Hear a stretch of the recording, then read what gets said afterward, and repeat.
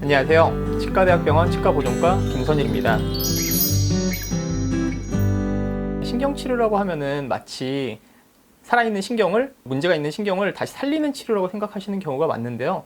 사실 아직 현대의 의술로는 그 죽어가는, 그리고 죽어있는 신경을 살릴 수 있는 방법은 거의 없고, 하지만 그 죽어가고 있는 신경이 극심한 통증을 유발을 하기 때문에 그 신경 조직들을 다 제거를 하고, 그리고 오염된 것들을 깨끗하게 정리하는 치료를 신경치료라고 생각하시면 됩니다. 많은 분들이 양치질을 하거나 아니면 뭐 찬물, 뜨거운 물 같은 걸 드실 때 좀 싫어하시기는 합니다. 그런데 싫은 게 어찌 보면 정상일 수도 있어요. 왜냐, 뭐 마치 얼음물을 잡으면은 당연히 차갑다라고 느끼시죠. 그리고 불에 가까이 되면은 피부가 뜨겁다라고 생각하실 겁니다. 근데 그거를 비정상으로 생각하지 않잖아요. 그런 것처럼 치아도 치아 안에 신경 조직들이 다 들어가 있기 때문에 차가운 물을 드시거나 뜨거운 물을 드시면은 약간의 시큰거림 정도는 정상적으로 느끼실 수 있습니다.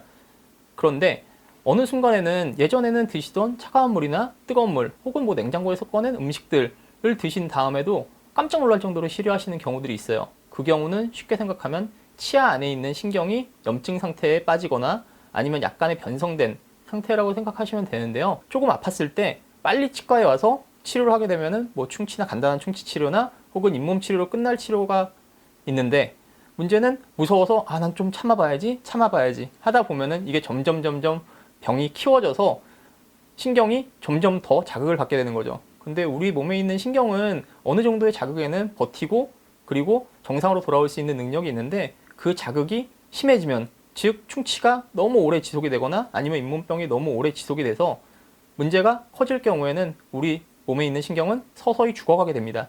이제 그 순간에 빠지게 되면은 치아는 정상으로 돌아올 수 없다라고 판단을 하고 저희가 신경치료라고 말하는 아까 말씀드린 신경을 제거를 하는 치료를 하게 되는 거죠. 당연히 충치치료라면은 충치를 다 제거하고, 뭐 통상적으로는 레진이나 아니면은 인레이라고 얘기하는 본을 떠서 하는 치료, 혹은 충치가 좀 심했던 경우에는 크라운을 하게 되고요. 그리고 또 잇몸에 문제가 생겨서 치아가 시렸던 경우에는 잇몸에 있는 뭐 치석을 제거를 하거나 아니면 조금 더 깊게 치주 수술까지도 진행이 되는 경우도 있습니다.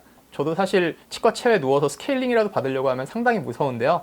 그러다 보니까 치과 치료는 아프고 무서운 것이라는 생각을 많이 하시는 것 같습니다. 신경치료가 아프다라고 생각하는 이유 중에 하나가, 신경이 놀라있는 상태에는 신경이 마취가 잘 안 됩니다. 그러다 보니까 당연히 치과의사 선생님들이 열심히 여러 가지 방법을 사용을 해서 마취를 하게 되는데, 치과보존과는 신경치료를 전문으로 하고 있다 보니까 여러 가지 마취 방법에 대해서 준비를 하고 있고, 또 여러 마취를 병행을 하게 되면은 당연히 아프지 않은 치료를 해드릴 수 있습니다.